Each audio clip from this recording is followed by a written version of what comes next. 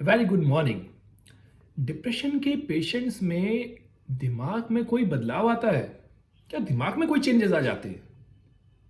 अगर आते हैं तो वो क्या चेंजेस होते हैं और क्या ये फिर परमानेंट रहते हैं, मतलब परमानेंट नुकसान हो गया? ये वीडियो इसी बात पे है। मैं डॉक्टर शाश्वत सक्सेना हूं, कंसल्टेंट साइकेट्रिस्ट, लखनऊ। और ये वीडियो ये बात बताने के लिए है कि डिप्रेशन में रिसर्च बेस पे एमआरआईज में चेंजेस देखे गए हैं या नहीं।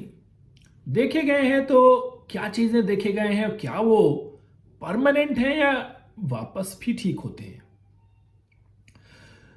For the first question, many researchers by functional MRI या एमआरआई, उसमें पाया गया कि डिप्रेशन में ब्रेन में जो ब्रेन मैटर होता है उसमें चेंजेस आते हैं।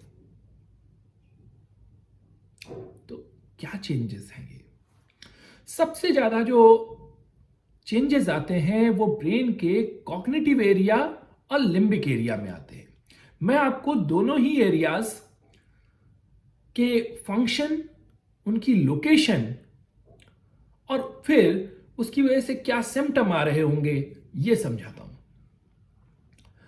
कॉग्निटिव एरिया यानी कि pre frontal cortex, majorly pre frontal cortex, जो कि तीन काम कर रहा होता है, तीन हिस्से में बटा होता है: मीडियल, ऑर्बिटोफ्रंटल और डॉर्सल। मीडियल वाला अटेंशन के लिए काम आता है, यानी हम लोग बात कर रहे हैं, ध्यान लगता है ना जो, दैट इज बिकॉज कि मीडियल वाला प्रीफ्रंटल कॉर्टेक्स इन्वॉल्व होता है। इसके अलावा जो हम लोग एकदम से चीजें कर नहीं डालते ना, जिसे कहते हैं इम्पल्सिव, रोक लेना अपने आप को, इम्पल्सिव ना होना, झट से काम ना कर देना, होल्ड करना अपने आप को, ये ऑर्बिटोफ्रंटल कॉर्टेक्स करता है। इसके अलावा प्लानिंग, डिसीजन मेकिंग और उसके अकॉर्डिंगली काम करना, यानी अगर कोई खाना बनाने गया है तो प्लान दिमाग में होता है कि ये सब्जी काटनी है, ये सामान यहाँ से रैक से लेना है, फिर इसको इस ऑर्डर में डालना है। ये प्लानिंग होती है, दिमाग में अपने आप चल रही होती है। मोटिवेशन होना कि हम जाएंगे, कुछ नया करेंगे, कुछ सीखेंगे,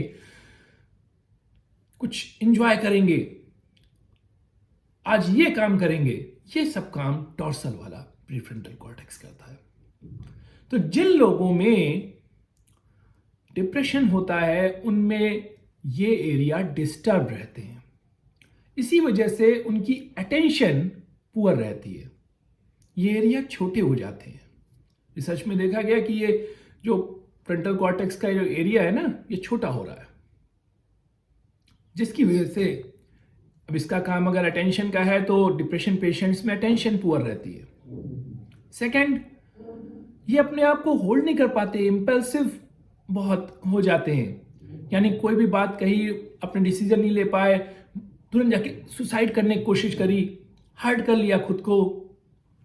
थर्ड, ये प्लानिंग नहीं कर पा रहे, इनमें कोई मोटिवेशन नहीं होता, यानी बनाए भी तो जाके भूल, जो ऑर्डर होता है वो सही से ऑर्गेनाइज नहीं कर पा रहे, किस तरीके से काम करना है, या मोटिवेटेड बिल्कुल नहीं है, घूमने जाएंगे, चलने जाएंगे, कोई मोटिवेशन नहीं, मैं नहीं जाऊंगा। तो दिस फीलिंग इज बिकॉज कि इनका जो फ्रंटल कॉर्टेक्स है, प्री फ्रंटल कॉर्टेक्स है, डॉर्सल वाला, उसका साइज छोटा हो जाता है। अदर देन दैट, जो लेफ्ट फ्रंटल लोब होता है वो हमें हैप्पीनेस फील कराता है, और रिसर्च में देखा गया कि ये वाला एरिया जो हमें हैप्पीनेस फील कराता है वो डिप्रेशन में छोटा हो जाता है। अदर देन दिस कॉग्निटिव और ये फीलिंग अच्छी वाली, देयर इज वन एरिया जो हमें मेजरली साथ साथ में फ्रंटल एरिया के साथ इन्वॉल्व है फीलिंग कराने के लिए, इमोशंस फील कराने के लिए, और वो है लिम्बिक सिस्टम, जिसमें एंटीरियर थैलेमस, हाइपोथैलेमस और हिप्पोकैम्पस, एमिगडाला आते हैं। इन सब में भी चेंजेस आते हैं, सबसे मार्क चेंजेस जो आते हैं वो हिप्पोकैम्पस और एमिगडाला में आते हैं। एंटीरियर थैलेमस में भी फर्क पड़ता है, ये हमें इमोशंस फील कराता है, ये खराब, थोड़ा सा छोटा दिखता है। लेकिन हिप्पोकैम्पस वो तो बहुत छोटा हो जाता है। हिप्पोकैम्पस वो एरिया है जो हमें मेमोरी बनाता है शॉर्ट टर्म, यानी ये किया है याद रहेगा थोड़ी देर तक, उसे लॉन्ग टर्म मेमोरी में फिक्स करता है, यानी पढ़ा थोड़ी देर बाद लंबा याद रहेगा। ये लॉन्ग टर्म मेमोरी में फिक्स करने का काम है हिप्पोकैम्पस का, और ये बहुत छोटा हो जाता है डिप्रेशन के पेशेंट्स में। इसीलिए इन लोगों को चीजें याद नहीं रहती, लंबी चीजें पुरानी अभी करी वो सब चला जाता है। एमिगडाला वो एरिया जो पुरानी हमारी मेमोरी के हिसाब से हमारे इमोशंस को रिकॉर्ड करता है, यानी हम फियर और पैनिक से रिलेटेड है, हमारी लर्निंग से रिलेटेड है कि भाई पहले पिछली बार हमने एक टीवी में देखा था कि गाड़ी चलाने से, तेज चलाने से ये जो है ना भिड़ सकती है और चोट लग जाती है। तो एक उसने मेमोरी में डाल लिया एमिगडाला ने हिप्पोकैम्पस के साथ कि इससे ना चोट लगती है, घबराहट होनी चाहिए। हमने जब मूवी देखी तो मैं रिकॉर्ड हो गया घबराहट कि भाई तेज चलती है तो एक्सीडेंट भी हो सकता है, डर लगा। अब ये एरिया डिप्रेशन में बहुत बढ़ जाता है, जिसकी वजह से आपने देखा होगा डिप्रेशन पेशेंट्स ऐसा कहते हैं, अरे नहीं नहीं गाड़ी नहीं चलो, थोड़ी सी एक्सीडेंट हो जाएगा, मुझे लगता है मेरा एक्सीडेंट होने वाला है, सीढ़ी से गिर जाएंगे। मतलब पहले कभी एमिगडाला ने रिकॉर्ड कर लिया इमोशन के साथ कि भाई ये वाली एक्टिविटी करने से ना ये होता है। जब डिप्रेशन होता है तो ये फियर और एंजाइटी प्रोवोक करने वाला एरिया एमिगडाला बहुत बढ़ जाता है। इसके अलावा जो हिप्पोकैम्पस है, सॉरी हाइपोथैलेमस है, जो हमारा मेजर कंट्रोलर है सारे हार्मोन्स का, हमारे सर्कैडियन रिदम यानी सोने का, भूख का, वो डिस्टर्ब रहता है। इसीलिए इन लोगों को भूख में डिस्टर्बेंस रहती है, नींद में भी डिस्टर्बेंस आती है। एंड फाइनली एक एंटीरियर सिंगुलेट गायरस होता है जो लिम्बिक सिस्टम और कॉग्निटिव सिस्टम को जोड़ता है, बीच में पड़ता है। अनफॉर्चुनेटली इसमें भी मार्क चेंजेस रहते हैं। डिप्रेशन पेशेंट्स में ये डिस्टर्ब रहता है। तो अगर हम एक एक सिम्टम को लेकर चलें तो एंटीरियर फ्रंटल लोब जो खुशी महसूस कराता है वो डिस्टर्ब रहता है। इनमें प्री फ्रंटल कॉर्टेक्स की वजह से जितना भी मोटिवेशन रहता है ना वो डिस्टर्ब रहता है, उसका साइज छोटा हो रहा होता है प्री फ्रंटल कॉर्टेक्स का। अटेंशन पुअर रहती है, प्लानिंग नहीं कर पा रहे होते, प्लानिंग होती भी हो तो उसको एग्जीक्यूट नहीं कर पा रहे होते। इनकी मेमोरी पुअर होती है और नींद डिस्टर्ब, भूख डिस्टर्ब, दैट इज बिकॉज, और hormonal changes, that is because hypothalamic changes.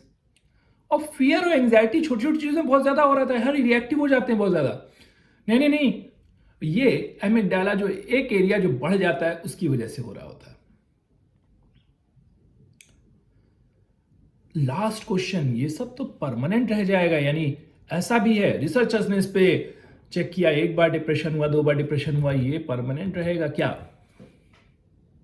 Fortunately it is reversible. यानी आप जब ट्रीटमेंट लेते हैं तो आपके फ्रंटल लोब में आ रहे चेंजेस वापस जैसे पहले थे वैसे हो जाते हैं। बहुत बार डिप्रेशन होगा तो दैट इज नॉट श्योर कितना आएगा, लेकिन 1 और 2 एपिसोड्स में it is quite clear. 1 episode के बाद तो अगर ट्रीटमेंट लिया है, मेडिकेशन ली है, प्रॉपरली ली है, तो आपका फ्रंटल लोब वापस आ जाएगा।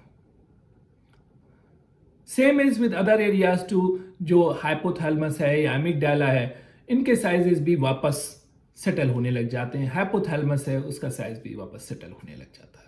तो क्या हम लोग एमआरआई कराएं डिप्रेशन में? नहीं।